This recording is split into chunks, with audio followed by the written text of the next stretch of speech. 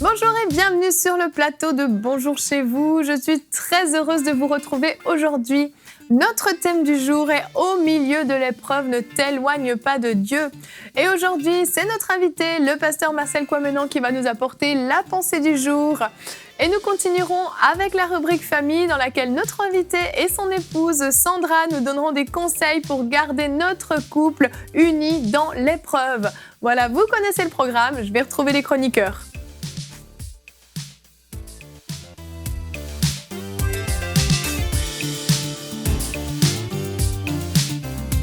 Bonjour à tous. Bonjour. Bonjour Evelyne. Comment allez-vous aujourd'hui? Bien. Très bien. Bien, bienvenue à tous les deux. Pasteur Marcel, tu étais là hier avec nous. Merci. Et on a le plaisir de recevoir ton épouse Sandra. Ça va Sandra? Ça va bien, ça va bien. Super, on est vraiment très contents que tu sois avec nous sur le plateau. Vous allez faire tous les deux la rubrique famille tout à l'heure. Comme je l'ai dit hier, Pasteur Marcel, tu as fondé plus de 350 églises. Juste ça, s'il vous plaît. Vous êtes donc mariés depuis combien d'années tous les deux? Ah, 18 ans. 18 ans. Et il répond du premier coup. Hein, oui, je suis bien. impressionnée. D'habitude, on demande à sa femme. Oui. Moi, je m'attendais à ce que Sandra réponde, mais non, bravo. Non, il a bien appris la leçon. Oui, je vois. Vous êtes entraînés avant.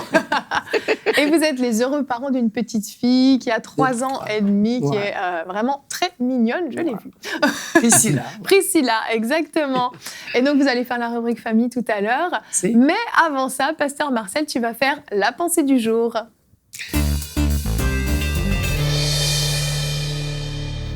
Donc, le titre de ta pensée est « Bonjour Saint-Esprit ». Ah oui, bonjour Saint-Esprit. Alors, comme vous pouvez déjà entendre le terme « Bonjour Saint-Esprit », c'est très important de savoir que le livre de Luc, chapitre 4, le verset 1, la Bible dit que Jésus rempli du Saint-Esprit. Vous voyez, ça montre que le Saint-Esprit, c'est très important pour l'enfant de Dieu. Parce que Jésus, qui est le Fils de Dieu, avait besoin d'être rempli du Saint-Esprit.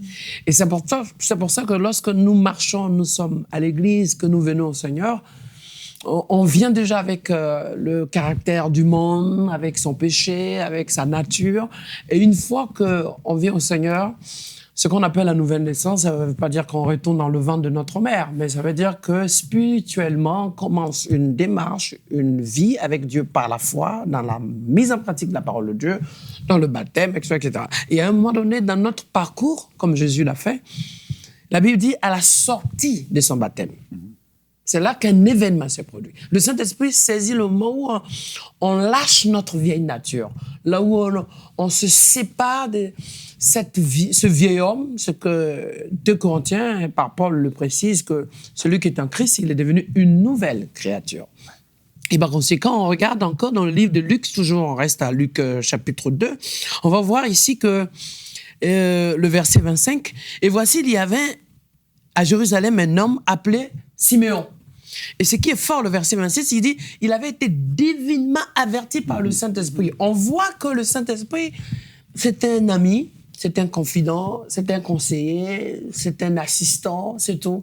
Donc, si le Saint-Esprit peut t'avertir de danger, peut te conduire, peut te souffler des choses, peut t'inspirer, peut te diriger, ça veut dire que le Saint-Esprit est la 3e personne de Dieu. Dieu s'est manifesté en Dieu le Père, Dieu s'est manifesté en Dieu le Fils. Et aujourd'hui, Dieu se manifeste en Dieu le Saint-Esprit. Pour qu'on ne soit plus en train de marcher avec Dieu, mais qu'on soit habité par la manifestation de Dieu par le Saint-Esprit. Il n'y a pas plus proche dans notre vie que le Saint-Esprit en nous. C'est-à-dire que ça nous amène à comprendre mieux encore les choses du Père, parce que la Bible dit dans le livre de Corinthiens, chapitre 2, que l'Esprit de Dieu sonde tout, jusqu'aux profondeurs de Dieu. Ça nous montre à quel point le Saint-Esprit est très important. C'est pour ça que bonjour Saint-Esprit, c'est pas dire forcément qu'il faut se lever pour saluer le Saint-Esprit. Ça veut dire commence ta journée avec le Saint-Esprit. Vis ta vie avec le Saint-Esprit. Marche avec le Saint-Esprit. Demeure avec le Saint-Esprit. Épanouis-toi avec le Saint-Esprit.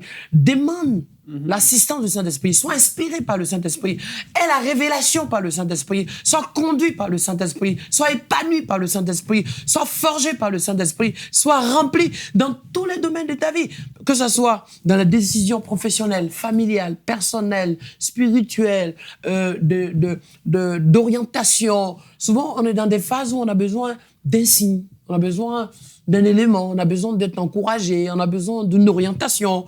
C'est vrai qu'on a tendance à demander un peu par expérience aux gens, voilà, qu'est-ce que tu en penses?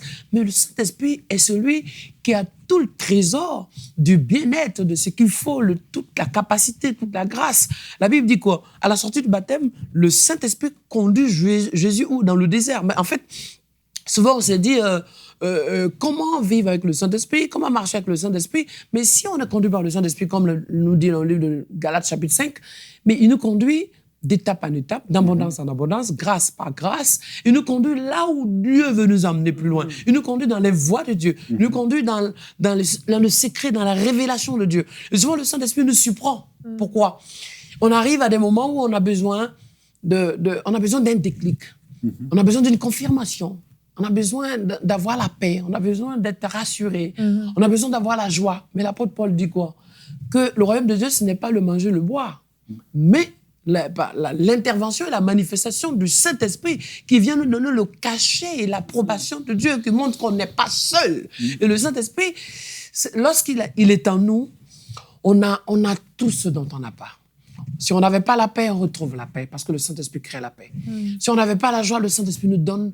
C'est vrai, il nous révèle, il va jusqu'à créer en nous tout le potentiel, le prévisionnel de Dieu, le potentiel, je dis même la provision. Il nous révèle toute la dimension de la capacité de Dieu de faire de nous ce que Dieu veut. Ouais. Et de toute façon, dans notre vie aujourd'hui, il n'y a que le Saint-Esprit seul qui peut nous convaincre, qui peut nous toucher, qui peut nous assister, qui peut nous emmener à comprendre ce que Dieu veut.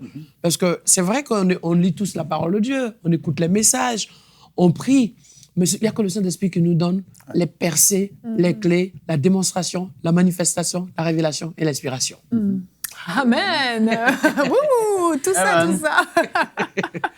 Merci beaucoup, Pasteur Marcel, pour cette excellente pensée qui nous rappelle notre dépendance au Saint-Esprit.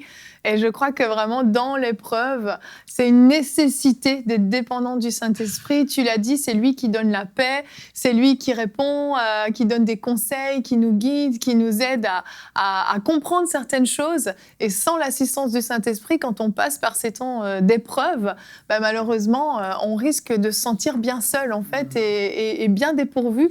Et, oui. On a une réalité claire. Pour avoir les âmes, elles sont spirituelles. C'est le Saint-Esprit. Pour avoir les dons, ils sont spirituels. C'est clair. Pour avoir le discernement, c'est aussi le Saint-Esprit. Donc, on se rend compte que la provision, même l'orientation, la base même de l'équilibre de la vie d'un enfant de Dieu, c'est le Saint-Esprit. Pour parler d'épreuves, on en débattra plus large, mais on va se rendre compte qu'à un moment donné, on a tendance à croire qu'on est seul. Et surtout quand on est dans l'épreuve. Ouais. L'épreuve, c'est déjà, quand on le matérialise ou qu'on essaie de le comparer à la vie courante, pour avoir un diplôme, on fait l'épreuve du diplôme auquel on est censé avoir. Pour avoir, comme en France, le bac, pour avoir son bachelor, pour avoir son master, on bosse. Mais en fait, si on veut aller loin avec Dieu, c'est vrai que les épreuves, elles sont difficiles, mais ces épreuves sont faites pour pouvoir nous forger, nous préparer, nous cultiver, nous disposer, être prêts à être utilisés par le Seigneur. Et c'est là que le Saint-Esprit vient montrer que dans ces moments où on se retrouve souvent un peu largué, parce qu'une épreuve, il ne faut pas non plus se cacher dans une épreuve, qu'on le veut ou non. On peut t'entourer de 1000 personnes, mais on est seul. Parce qu'on ne peut pas traverser l'épreuve avec l'idée de se dire, voilà, je suis bien entouré. On est entouré pour t'encourager. Mais le fleuve, c'est nous qui devons la passer. Ouais, et il faut pouvoir aussi accepter ça. Et dans notre cas, en tout cas, ce qui me concerne, moi, j'ai compris depuis très jeune, et surtout dans l'œuvre de Dieu, qu'il y a des moments, tout le monde attend, on regarde, on dit, bon, OK, on t'attend de l'autre côté, quoi. Tu vois, là. On te prépare, c'est comme un enfant ou comme nous tous, chacun comme on a eu notre parcours, on apprend dans la vie, on nous éduque, on nous forme, on nous équipe, on nous instruit. Mais à un moment donné, on a le temps maintenant pour voir qu'est-ce que tu vas faire avec ce que tu as appris. C'est ça l'épreuve. Quand tu arrives maintenant dans cette difficulté, tu fais quoi là? Voilà. On parle souvent de Moïse, mais Moïse, Dieu, la Bible dit quoi? Divinement. Il y a une action divine de Dieu qui a été faite par le Saint-Esprit.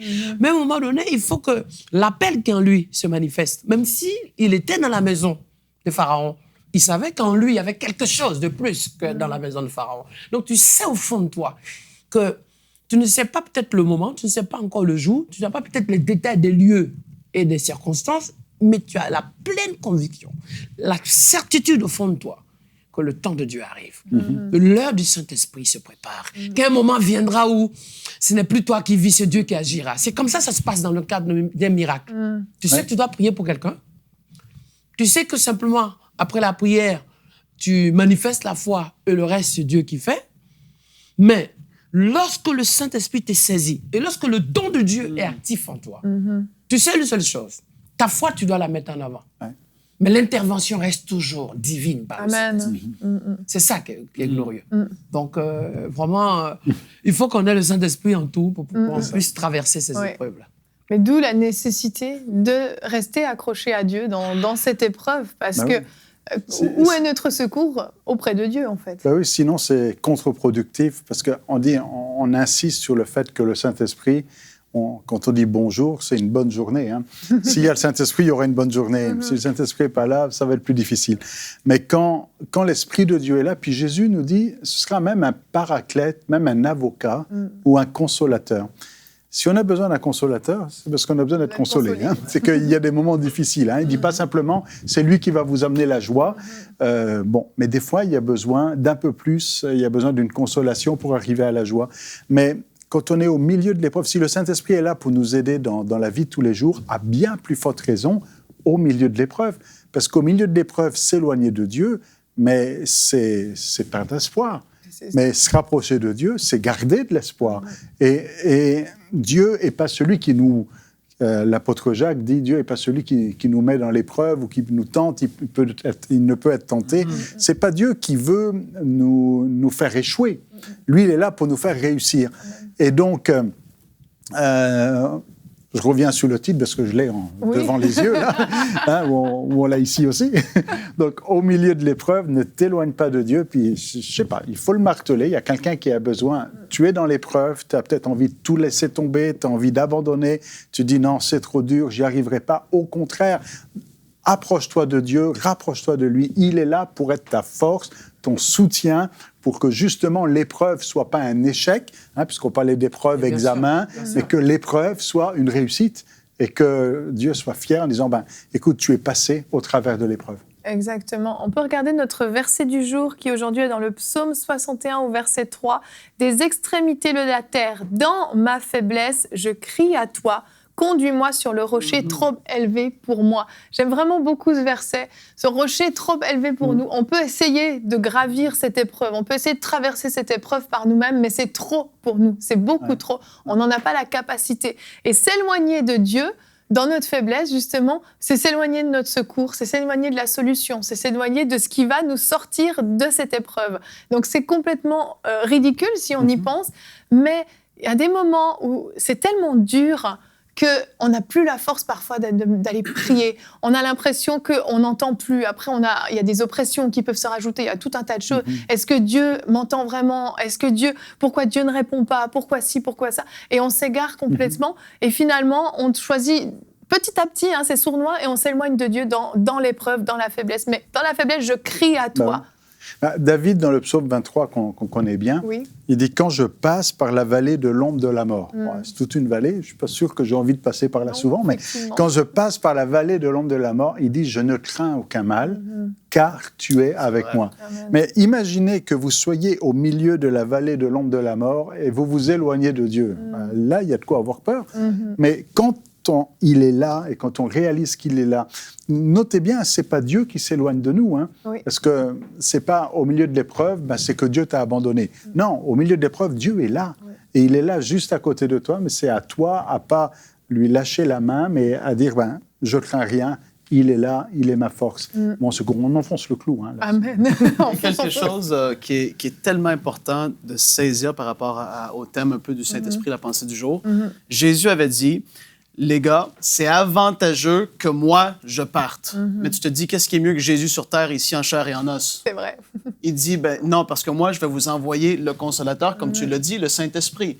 Et puis, on n'est pas assez dépendant du Saint-Esprit. On doit grandir là-dedans et on a tous notre part à faire vraiment parce qu'il veut, au milieu de l'épreuve, nous donner la porte de sortie. Le Saint-Esprit, c'est la puissance de Dieu ici sur terre. C'est ce qui fait que le Saint-Esprit parle au pasteur Marcel le matin, il peut parler à moi en même temps par un songe. Dieu, il parle par son esprit à différentes personnes. Il veut agir au travers de son esprit, au travers de différentes personnes. Et on n'est pas assez conscient de la puissance qui est là, des solutions qui sont là, qui sont entre nos mains par le Saint-Esprit en nous. Il veut nous parler et des fois, on a les oreilles fermées parce qu'on est tellement submergé par l'épreuve, c'est pas évident.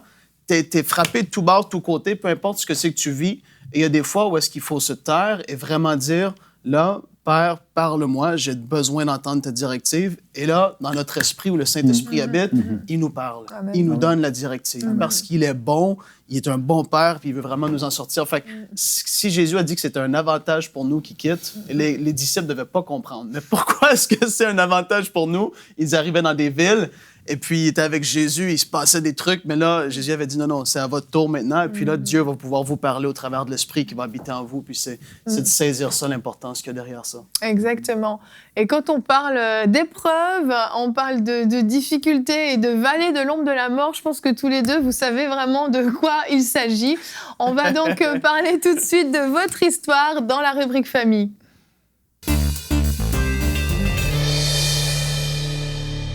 Alors, les gens qui nous écoutent se disent « Mais qu'est-ce qui a bien pu leur arriver ?» Il y a des personnes qui vous connaissent quand même, qui connaissent un peu votre histoire, mais tout le monde ne la connaît pas. Et en fait, vous, il y a 9 ans, c'est ça? Il y a 9 ans, toi, Pasteur Marcel, tu as été victime de fausses accusations, mais quelque chose de bien sérieux quand même. Détournement de fonds, entre autres, abus de confiance, c'est ça, et différentes accusations. Et qui a fait qu'un matin, à 6 heures du matin, alors que vous dormiez bien profondément, vous avez eu une visite très sympathique. Et moi, je me tourne vers toi, Sandra, parce que moi, tout de suite, quand j'ai appris ça, moi, j'ai pensé à Sandra. Moi, je me suis dit, en tant qu'épouse, il y a des hommes qui débarquent dans ma maison, des policiers, et puis qui vous réveillent, c'est ça? Oui, c'est vrai que c'était impressionnant. On dormait bien tranquillement. Et puis, d'un coup, on a entendu « ba, ba, ba, ba ». Alors, c'est vrai qu'on est sur une île, il y a des tremblements de terre, des trucs comme ça. On n'a pas tout de suite pensé, on ne pouvait pas imaginer ce qui nous attendait. Et puis, ça a continué, papa, ouvrez, police, etc. Oh. Donc, on a ouvert, qu'est-ce qui se passe? Et puis là, t'as donné un coup de coude à ton mari. Lève-toi. Non, en fait, on ne comprenait pas ce qui nous arrivait. Et puis, ils nous ont séparés tout de suite. En fait, la première chose qu'ils ont fait, c'est nous séparer pour pouvoir éviter toute communication entre nous et puis voir qu'est-ce qu'on avait à dire. Et voilà, et l'épreuve a commencé. C'est intense quand même, hein, c'est intense. Et là, vous comprenez ce qui se passe ou vous ne comprenez pas? Non. Enfin, moi, personnellement, on voyait bien qu'il y avait quelque chose, mais pourquoi on vient nous arrêter à 6 heures du matin? Enfin... C'est ça, c'est aberrant. Toi, Pasteur Marcel, tu comprends ce qui se passe ou tu ne comprends pas non plus? Très vite, il t'explique? Ça a été tellement vite. Parce que moi, je me couche un peu très tard la nuit. Hein. Oui, très tard le matin. Nocturne. Ouais, c'est ça. Ou peut-être trop tôt le matin. C'est ça. Très tôt. Très tôt le matin. Voilà. Et je venais de prier, j'avais envoyé un message à quelqu'un à 4 heures du matin et je lui ai dit à un collaborateur. Et je lui ai dit, bon, OK, je vais aller me coucher. Et puis voilà, ça faisait 1h30, 2 heures que je venais me coucher. Et c'est vrai que ça fait un choc. D'ailleurs, jusqu'à aujourd'hui, lorsque je suis dans une maison, que j'entends un coup de choc à la porte, ça a pris du temps. Bon, maintenant, ça va mieux. J'ai tout ce souvenir-là. Qu'est-ce qui se passe encore? Vous voyez, c'est des réflexes. Hein. Ça montre quand même à quel point on a été marqué. Ben oui. Mais le plus fort dans tout ça, c'est le fait que tu sais pas pourquoi. Ben oui. Voilà, on me dit, il y a une plainte contre X, vous êtes accusé. Je dis, mais par qui et quoi et pourquoi et comment? Alors on dit, on vous amène en poste et puis on aura des explications. Et de cette manière, et vous voyez, c'est ça qui est plus fort. De cette manière, je sentais qu'on interrogeait tout le monde. y compris ma femme, puisqu'on a laissé ma femme. Moi, on m'a amené tout de suite. Ok, toi, tu as pu rester à la maison. Moi, Ouais, en fait, à la maison ils m'ont parce qu'ils gardé avaient besoin quelques temps d'aide, je pour pense. fouiller la maison. Fouiller Voilà. la maison, Ils m'ont demandé voilà. lui, ils sont partis avec lui, puis ils voulaient. Voilà. Ils ont fouillé partout. Ah, ils ont carrément fouillé partout. Alors, ils ont dit, on nous a mis en garde à vue, à partir de maintenant, à 7h, de 6h, Oui. voilà. Mais le problème, c'est que j'attendais des explications. Bon, après, on m'a interrogé, est-ce que je connais tel? Est-ce que tu as fait telle chose? Par exemple, les questions, c'était, est-ce que quelqu'un contre vous? Je dis, j'en sais rien. Est-ce que vous avez fait du mal à quelqu'un? Je dis, pas du tout. Et en On fait, est gentil. C'est ça. Et de jour au lendemain, on m'a dit, bon voilà, après coup, de toute façon, on vous amène en détention provisoire, le temps de trouver... c'est ça qui était fort. Je me suis retrouvé devant le juge, on appelle ça le JLD. JLD, c'est juge des libertés. Ok. Mon avocat est venu me voir. J'ai eu droit quand même à un médecin qui est venu voir si tout va bien. Et puis, devant le JLD, plus le représentant du procureur et le juge, ils m'ont dit, voilà, il y a des charges qui sont contre vous. On vous soupçonne de détournement de fonds. Et sur ce, on vous emmène en détention provisoire. Et le comble, le temps de trouver des preuves. Là, j'ai trouvé un peu... Ok, donc il n'y a pas de preuve, mais on te met temps de en trouver. détention provisoire. Le temps de trouver des preuves. J'ai trouvé, c'est bizarre ça quand même. Vraiment. Et voilà, je me suis retrouvé de cette manière. Quand je suis arrivé, j'ai dit, mais Seigneur, qu'est-ce que je fais? Première semaine, je prie, j'entends pas la voix de Dieu. Et tout à coup, j'ai entendu le Seigneur m'a parlé une seule fois, enfin, une seule phrase que j'ai entendue tout mon séjour, c'est « m'aimes-tu » J'ai dit, attends, je me suis dit, ça c'est le diable, parce que Dieu peut pas me demander si je l'aime. Parce que pour que je sois là, et Pasteur Marcel investit pour Dieu autant, tous les jours, je voyageais 3-4 fois par semaine, partout dans le monde, à n'importe quel territoire. J'avais déjà 11 billets en avance pour des territoires, de lieux très éloignés, de continents éloignés pour l'évangile. Je me suis dit, hey, Seigneur, c'est pas toi qui m'en parlais, c'est le diable. Bref, et comme ça, en détention, je vois dans le journal télé, voilà, il a détourné ci, le journal télévisé, le journal écrit, le journal radio, tous les médias se sont mis à plaisir jusqu'à France 2, toutes les chaînes, je ne les limite même pas, toutes, c'est-à-dire locales, les journaux locaux, les journaux radio, les journaux TV, les journaux nationaux, internationaux. J'étais là, puis je regardais et je lisais mon histoire. Moi-même, ma propre histoire, comme si... des choses que je ne comprends pas. C'est terrible. Et je demande à mon avocat, on comprend. On a pris 1 mois à l'intérieur de la prison, moi, pour que l'avocat vienne me dire, en fait, ce qu'on vous reproche, c'est ça. Quand je regarde, elle me dit, voilà, il y a un nom. Vous savez qui c'est? Je ne sais pas qui c'est. Jusqu'à aujourd'hui, je ne sais pas qui c'est. Donc, pour vous dire. Et ma femme, le comble, c'est que 3 mois et demi de prison, je n'ai jamais vu ma femme. 3 mois et demi, tu n'as jamais Non, pu aller le alors voir. en fait, on nous a séparés tout de suite à 6h du matin. Oui. Et à partir de ce moment-là, le seul moment où, dans ces 3 mois et demi, j'ai pu le voir, c'est quand ils l'ont emmené en garde à vue. Ils m'ont dit, allez-y, un peu, on avait l'impression de se croire, c'était irréaliste, quoi. Allez-y, dites-lui au revoir, vous ne saurez pas quand vous le verrez. Mais c'est pas vrai. Donc, je vous avoue que ce moment-là était assez dur pour moi, c'était comme un déchirement. Et ils l'ont emmené. Et après, donc, j'ai essayé de voir avec l'avocat, de pouvoir le visiter, etc. Ça a toujours Impossible. été refusé. Je n'ai pas pu le voir pendant 3 mois et demi. Mais c'est énorme quand même. Alors, donc, vous voyez, et ce que je peux préciser ici, c'est ce verset qui m'a un peu révolté, un peu en bien. Hein. Bon, à l'intérieur, en prison, quand même, j'ai eu l'occasion de me retrouver avec des prisonniers. Je me suis retrouvé dans une pièce de 9 mètres carrés. On était 7. Je dormais au sol dans un petit lit serré, là, d'appoint. Et voilà, on avait 45 minutes d'autorisation de liberté par jour parce qu'on était dans un espace de la prison qu'on appelle MA. MA, c'est la maison d'arrêt dans la prison. Ça veut dire qu'à l'intérieur, il y a le CD. CD, c'est le centre de détention où quand tu es jugé déjà, tu as droit toute la journée d'avoir la porte ouverte de 6h du matin à 18h. C'est toi qui ferme ou pas. Tu fais ta cuisine, tu te promènes, tu fais ton école. Mais le MA à l'intérieur, c'est ceux qui sont en attente de jugement. Et dans ce cas, en fait, tu n'as droit à rien. 45 minutes. De liberté, le matin, 45 minutes l'après-midi. Il n'a même pas encore été prouvé que tu sois coupable. Ah non, et tu as des conditions de détention qui sont pires que... Et en fait, chez nous, c'est très particulier. Je trouve qu'un pays des droits de l'homme... alors, de rien du tout. En tout cas, dans ce que je vis, moi, je ne sais pas ce que chacun a vécu. Oui, moi, toi, ce que tu as vécu. 7 personnes dans 9 mètres carrés, il faut le faire. Vous voyez. Et je n'avais pas de nouvelles. Il y avait quand même quelque chose qui me consolait, c'est qu'il y avait une radio chrétienne, entre guillemets, qui permettait à ce que les gens appellent pour saluer les prisonniers. Alors, je me suis retrouvé, j'ai rien compris. Moi qui allais visiter les prisonniers dans les prisons, je me trouve en prison à écouter la radio. J'entendais quelque part, par moment, le dimanche, et des messages qui saluaient, voilà. C'est tout ce que j'ai pu avoir. Toi, Sandra, tu t'es servi de cette radio des fois? Oui, justement, puisqu'on n'avait aucun moyen de communication. Oui. Donc, le dimanche matin, pendant 2 heures de temps, on pouvait appeler la radio, le standard, et il permettait de donner un petit message. Le problème, c'est que le standard était assez surchargé. Alors, le dimanche matin, c'était pendant le culte.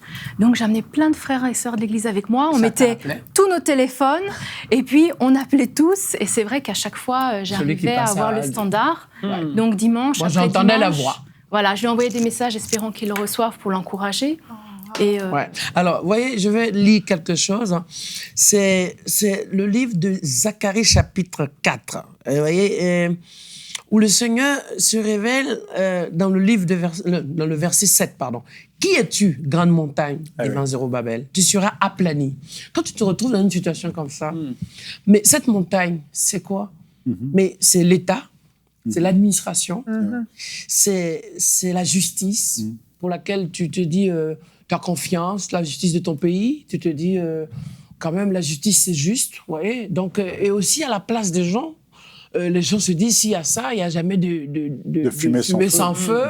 Toi-même aussi, tu te poses des questions, parce qu'à un moment, je me suis dit, bon, Marcel, est-ce que, ayant délégué les églises en gestion locale, parce que nos églises, j'avais donné l'administration libre localement dans chaque église à sa propre structure. Même si je les avais fondées, j'avais donné. Et puis moi, je m'occupais juste de la coordination spirituelle, parce que je n'avais pas le temps pour faire l'administration. Donc je me suis dit, quelque part, est-ce qu'il n'y a pas de gens qui ont fait des choses en mon nom ou au nom de l'église pour lesquelles je paye?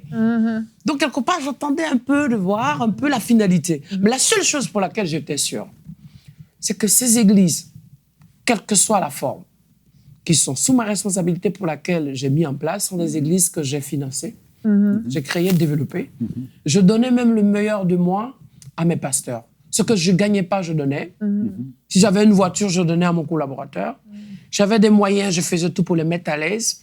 Et il y avait des collaborateurs qui gagnaient même mieux leur vie plus que nous, qui sommes fondateurs, visionnaires, responsables premiers. C'est-à-dire que je me disais, peu importe, les gars n'ont qu'à bosser. Je me donnais à fond. Et quelque part, je me disais, quoi qu'il arrive à la fin, j'aimerais bien comprendre, j'aimerais un jour être devant un juge pour comprendre qu'est-ce qu'on me reproche. C'était un peu cette partie qui était lueur d'espoir. Et autour de ça, tu entendais tout. Alors, on manipulait tout le monde. On dit peut-être que le pasteur, il a 200 voitures. Ah, le pasteur, il est propriétaire d'une ville. Il a 50 avions. J'entendais de tout. Et le Seigneur m'a simplement dit, no comment. Jusqu'au jour où, 3 mois et demi après, on me demande simplement, après une démarche de mon avocat, de me faire sortir à 17h, personne n'y pensait, de me faire sortir, parce que j'entends de tout, de me faire sortir parce que on ne sait pas pourquoi le pasteur est en prison et il n'a même pas été en prison. C'est pas vrai. Donc, voilà. On t'a fait sortir discrètement à 17h. Donc, à 17h, on m'a fait sortir comme un tout vulgaire colis qui n'avait rien à faire en prison. Et je suis sortie, je suis arrivée à la maison, ma femme ne s'attendait pas à me voir. Okay, j'allais te demander, tu ne savais même pas. Non, pas du tout. Donc, tout à coup, tu le vois débarquer. Elle me voit débarquer. Elle était dépassée. L'avocat est venu me chercher. Une vision. Après 3 mois et demi. 3 mois et demi, 105 jours en prison. Plus 2 jours de garde à vue avant. 105 jours. Je suis rentrée le 26 mars 2009 en prison. Je suis sortie le 10 juillet. Ça fait 105 jours. Je les connais par cœur. J'ai mon numéro de crew. Bref, je ne vais pas le dire ici. Mais j'avais tous les détails, tous les jours. Et puis, vous savez, en prison, après, tu... Voilà, bref. Et à partir de là, en fait, je suis sortie. Je suis sorti un jeudi. Vendredi, je suis allé à l'église. Tout le monde était étonné. Dimanche, j'ai prêché à l'église. J'ai repris mes fonctions jusqu'à aujourd'hui.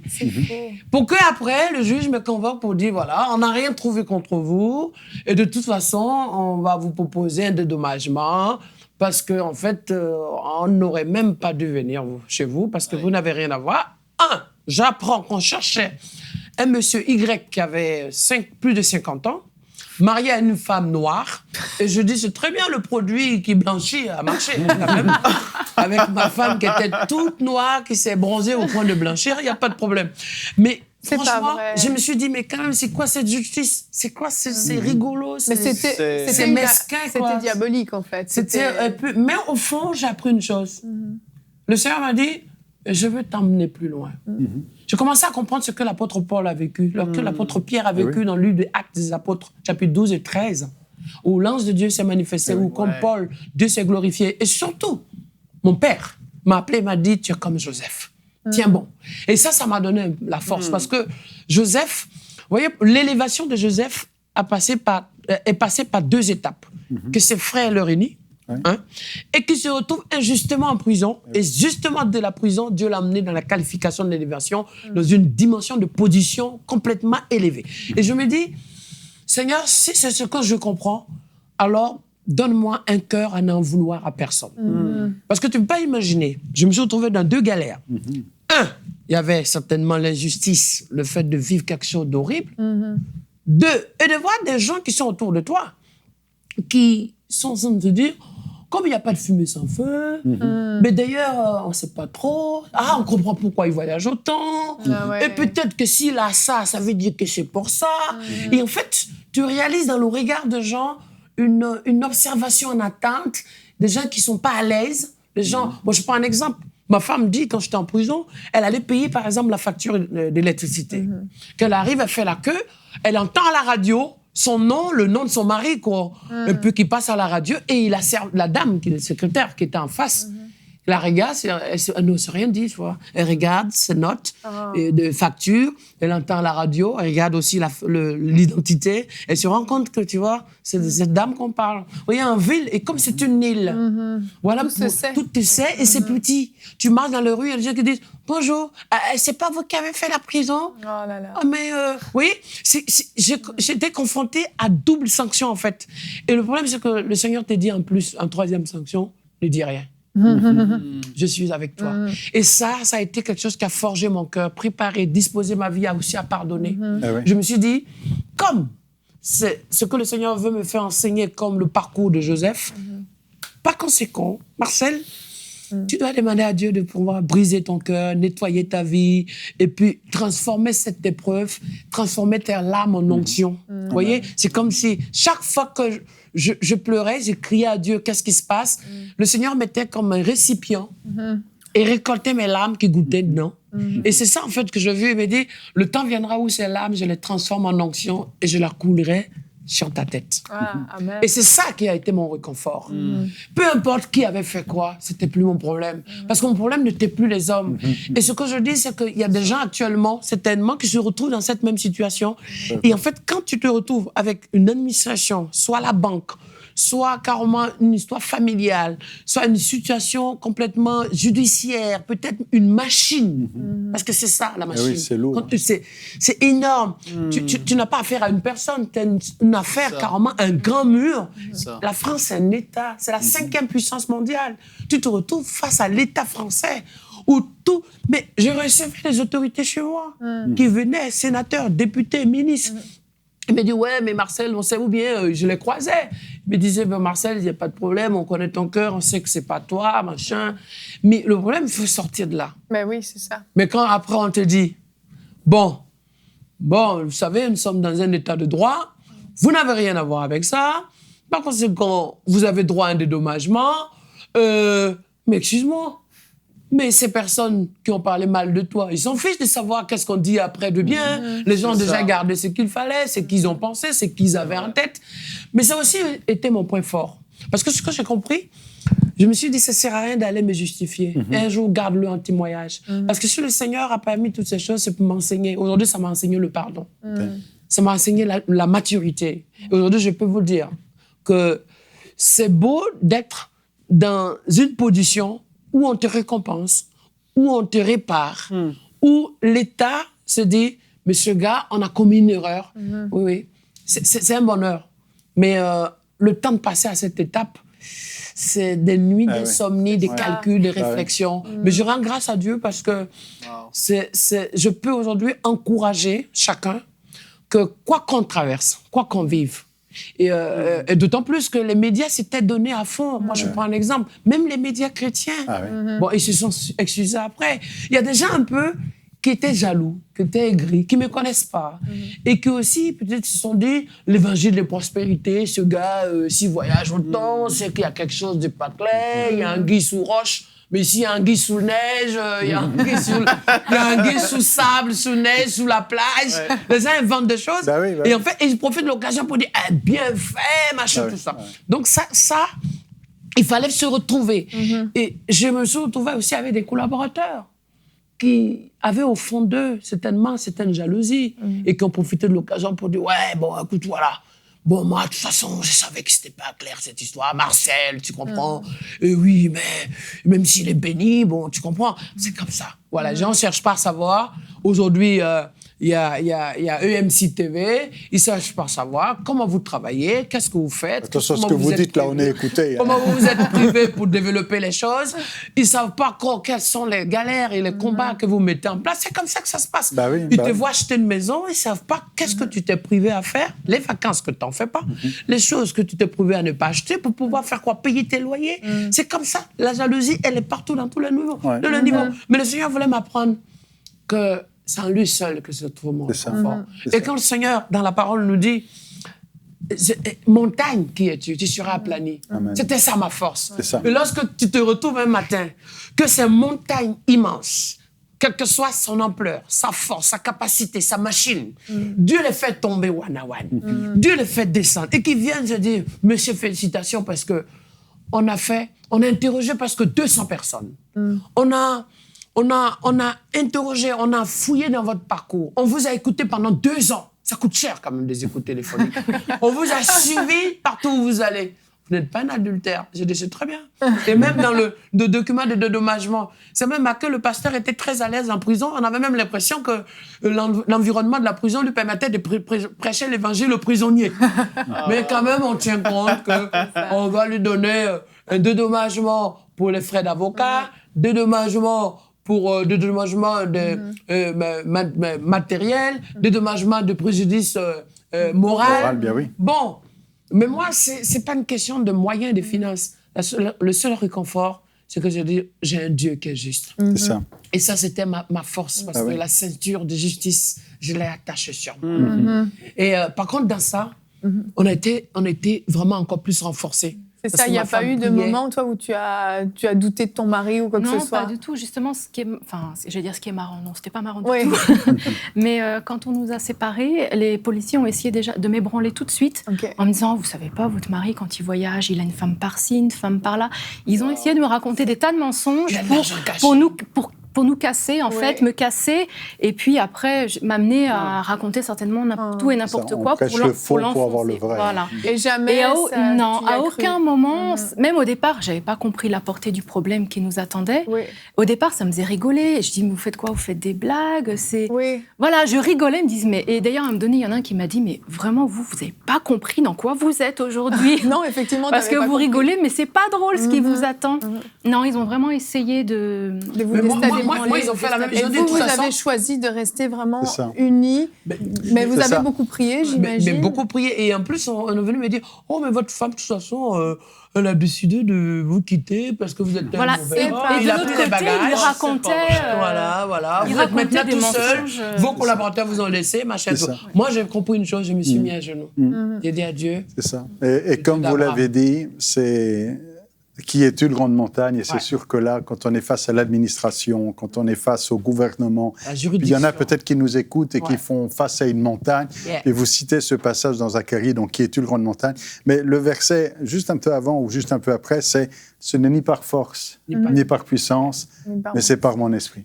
Et on a commencé avec l'esprit, puis on arrive à la fin. Et donc c'est l'esprit de Dieu, puis c'est l'esprit de vérité, puis c'est lui qui ramène dans la vérité, puis heureusement qu'il est là, et puis en tout cas, on aimerait vous honorer, vous dire chapeau, merci. Et puis c'est inspirant. Puis pour ceux qui nous écoutent aussi, il y a de l'espoir devant votre montagne en disant, mais je suis incompris, personne ne me comprend, ça ne passe pas. Mais c'est l'Esprit de Dieu qui va ouvrir les portes. Exactement. Et quand c'est dur comme ça, le mieux, c'est de garder son calme. Il ne faut pas Amen. s'agiter. Oui, oui.